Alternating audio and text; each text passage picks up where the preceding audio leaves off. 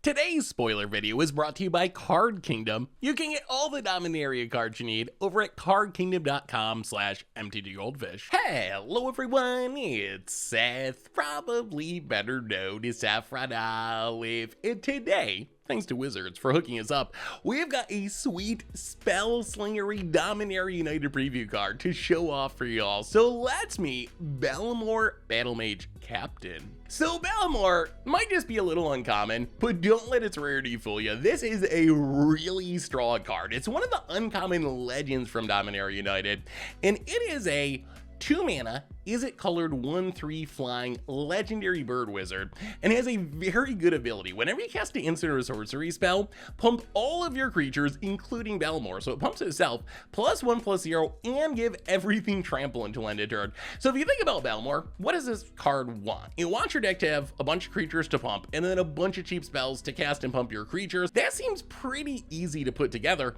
and if you think about other cards that are similar to this, there's some pretty good historical comparisons. The first card I thought of was Stormchaser Mage. You got the same mana cost, you got the same stats, it even pumps itself. Obviously, there's some differences. Belmore pumps your entire team, which is way better than just pumping one creature.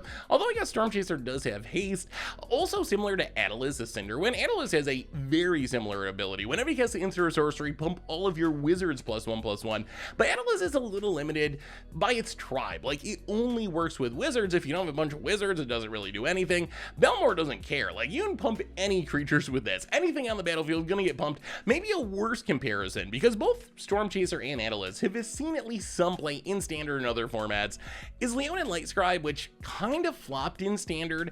It's a 2-drop that pumps your entire team +1/+1 when you cast an instant or sorcery. The problem with Lightscribe, though, isn't that it's a bad card, it's that it's just in bad colors. For Spellslinger decks, white is just not really a primary color. If the same exact text and stats of Leonin Lightscribe were on a Is-It card, I think that card would actually see a lot of play. It's a very strong effect, it's just in awkward colors to take advantage of it. So when you look at Belmore and you add up these comparisons with its stats and with its abilities, to me, that looks like a very playable card in Standard and maybe in other formats. So as far as Standard is concerned, if you look at the sets that are remaining in Standard through rotation, there's only a little bit of support for what you would want for a Belmore deck. Again, you're looking for things that'll make creatures, maybe when you cast spells, cheap creatures, cheap spells, but there's stuff like Poppet Stitcher that's probably the most interesting card remaining in Standard to use with Belmore. You cast a spell, you get a zombie, yeah, it has decay, which is kind of a bummer, but if you can make a big board of zombies and then play Belmore and sling some spells, you could probably just one-shot your opponent with these massive trampling, decaying zombie tokens. Smoldering Egg cares about slinging spells, Maestro's Ascendancy, a good way to cast more spells. So there's a little bit of support, but I'm really not too worried about the lack of support in the cards remaining in Standard through rotation, because I think we're gonna get the support we need in Dominaria United itself. So one of the awkward parts of making spoiler content, especially exclusive previews, is I'm making this video without really knowing what's in Dominaria. It takes a few days to edit a video and write an article and do all this stuff. So I'm doing this right around the start of spoiler season. So I haven't got to see much of the new set at all. All we really know is a handful of cards that we got a sneak peek at like a month ago. But I am feeling pretty confident that's gonna provide the support we need to build a Belmore deck in Standard. For one thing, Belmore itself kind of looks like a signpost uncommon. One of those uncommons that Wizards puts in the set for draft that like pushes you in a direction. Like, hey, if you're playing Is-It, you should probably do this Spellslinger thing. So Belmore looks like that to me, which would suggest we're gonna have support for this archetype. Plus, even though we've only seen a handful of cards from Dominaria as of when I'm making this video, some of it does care about Spellslingery stuff. Like Jaya is a good example. It makes prowess tokens. Its ultimate is all about slinging spells. So my guess is, and maybe we've already seen it by now, by the time this video goes up, we've had a few days of spoilers, maybe we've already seen this theme, but I think there's a Spellslinger theme in Dominaria, and I think that theme is probably going to provide us the pieces that we need to build a really sweet Belmore deck in Standard. Outside of Standard, it gets a little more questionable. So I think you can kind of just cross like Modern and Legacy off the list.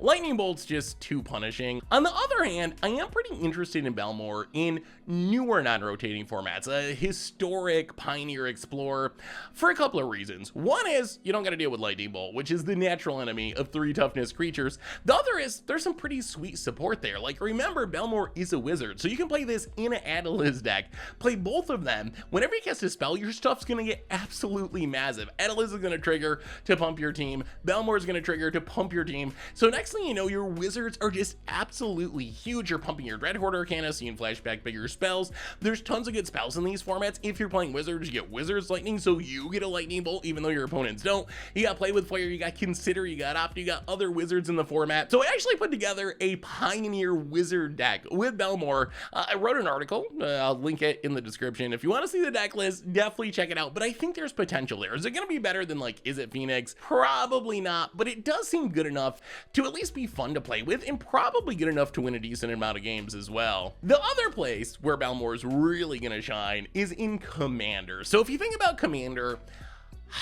is Belmore as good as the best Is It Spellslinger commanders? No. I don't think it's as strong as Niv Mizzet Perun or Vran Voice of Duality. Those cards are just really busted.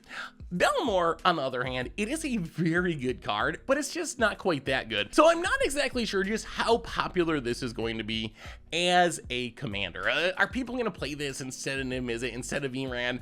I'm not really sure, although I will say there is some upside here. If there's a problem with cards like Niv Mizzet Perun or Vran, it's that everyone knows they're super scary. Everyone knows if you untap with them, maybe you put a Curiosity on Niv and go off and win the game. Maybe you kind of storm off and win the game. People are rightly going to arch enemy you because they're scared of the Spellslinger deck. You get all the protection, you get all the card draw, you do really powerful things. So I think that maybe the upside of Belmore is that it's not quite as strong as Niv Mizzet or Vran. You can play all the same support cards, like literally the same good Spellslinger cards that you'd put in a Niv deck or in a Vran deck. However, you can have a commander that's a little bit less frightening and not going to immediately get you arch enemy.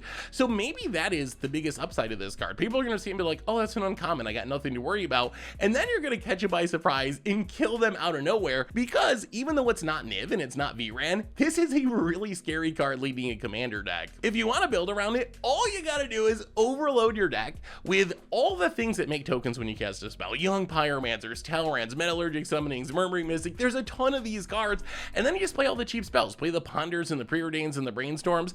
And my advice would be, don't even cast Belmore early. I think what you do is, you play your Young Pyromancers and Murmuring Mystics, and you sling your spells, and you build up a pretty big board of not very scary tokens. And then because Belmore's only 2 mana, you get up to 8 mana or something, you just cast your Belmore, sling a bunch more 1 mana cantrips, and next thing you know, all your little tokens are gonna be like 6 power tramplers, and you're just gonna kill the entire table by surprise. So I also built a commander deck featuring Belmore, so if you want to see my version of Belmore, definitely check out the article, go look at it. The deck looks really fun to play, so even though I don't think it's busted like Niv, I think that Belmore is a pretty sweet commander, and I think it'll also just show up in the 99 of non-Belmore commander decks. Like, if you're playing a Spellslinger commander deck and going wide, this card is a great finisher. Just like make all your tokens, go super wide, play this, sling some spells, win the game.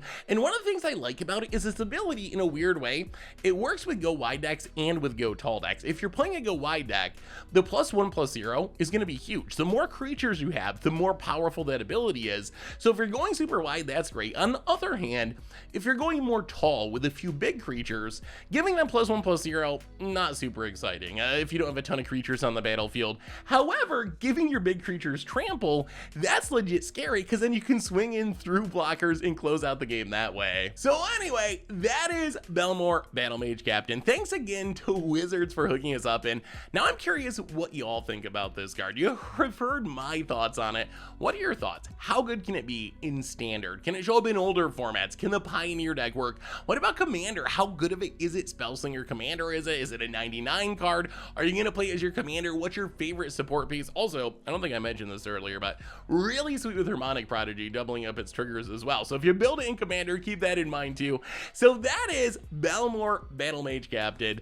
Thanks again for watching, everyone. I hope you enjoyed it, and I'll be back in a bit with some daily spoilers, talking about all the other spoilers from today, so check that out as well. Thanks again for watching, and I will talk to you soon. Thanks for watching the video. If you enjoyed it, help us out by clicking that like button down below.